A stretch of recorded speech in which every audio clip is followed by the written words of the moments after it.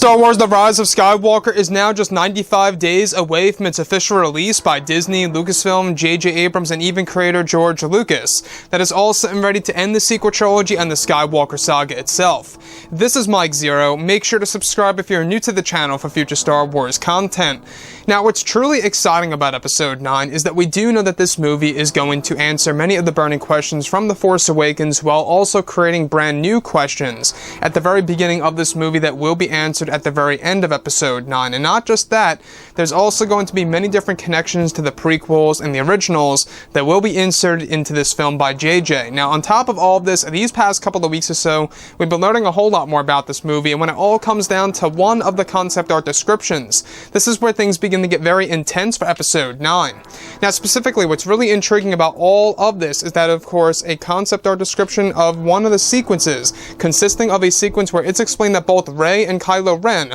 are holding hands, where it's said that Kylo appears to be holding a Sith holocron, where Rey is holding a Jedi holocron that appears to be colored blue. As all of this unfolds and happens, when Rey is holding the Jedi holocron in each of their hands, it's explained that they are shrouded in darkness as they walk on a metallic bridge. It's described that as they are using the ability of flow walking, where they begin to see visions of the past from the past 8 Star Wars movies, one of which is said to show the very moment Anakin Skywalker is choking Padme on Mustafar from Episode 3, Revenge of the Sith, where the voice of Kenobi is said to be heard in the background yelling, "Let her go, Anakin," followed by a vision of Padme's death, where it's described that footage was used from deleted scenes of Episode 3, Revenge of the Sith, to fulfill the sequence in the second act of the movie. Now, another sequence describes a moment in which Rey and Kylo Ren begin to witness a vision of Palpatine using Force lightning on a young Luke Skywalker from Episode 6, Return of the Jedi, that is also said to be used from a deleted scene for the film to give it a new feel and tone.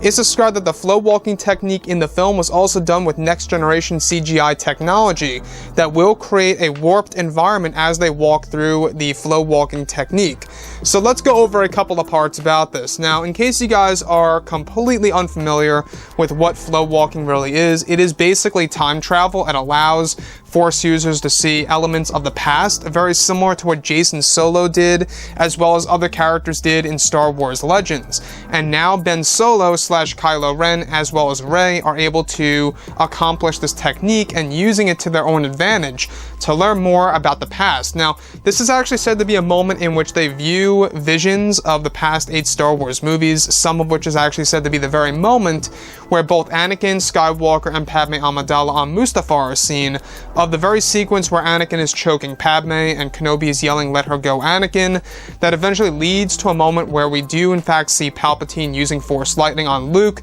from, of course, Return of the Jedi. What I like so much about this, though, is that they are using deleted scenes from, of course, those 2 episodes at the very least, in order to give it a different feel and a different tone, providing different angles, different types of dialogue, the way that the actors say them. It's going to be very intriguing to see how it's all going to be done, because we do know that flow walking was a big thing in Star Wars Legends with Jason Solo, and the fact that they are trying to incorporate that into Episode 9 really is a big deal, and it does match up with how J.J. Abrams wants to add in a different medium to the Star Wars franchise that fans have never seen before on the big screen, that's really going to evolve Star Wars and really take it in a different direction for, of course, the final film of this trilogy. Now, with that being said,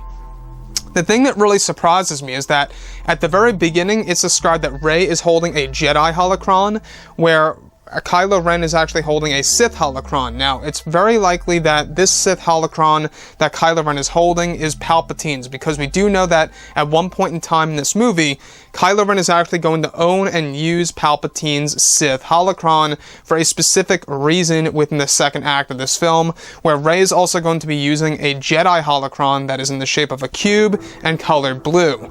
Now, what I like about that is that this is, of course, Disney's way of getting fans very much familiar with Jedi and Sith holocrons, making these objects pretty much as known as lightsabers, right? Seems like that they really want to make the new and casual fans around the world very much familiar with what holocrons really are, what they look like, and what they can actually do. because they're really a primary thing in the animated TV series, more so like Star Wars Rebels, for example, and they haven't really been in any live-action movie besides Solo: A Star Wars Story, which was an inactive holocron in the Den of Dryden Voss. So with that being said, I will say that the flow walking is going to be a very intriguing moment in episode 9, and the fact that they're using next generation CGI technology to apply it to these sequences that are actually said to warp the environments to give it a real dreamlike feel between Rey and Kylo Ren, I think is going to be very intriguing to see exactly how J.J. Abrams and George are going to be able to accomplish this big scene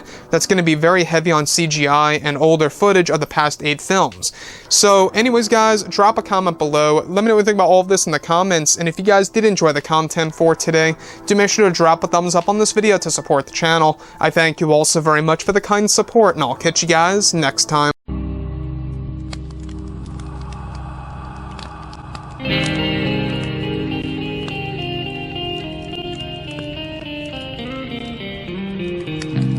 Gun in hand, we are alone again. No, I'm not the one from night to moon.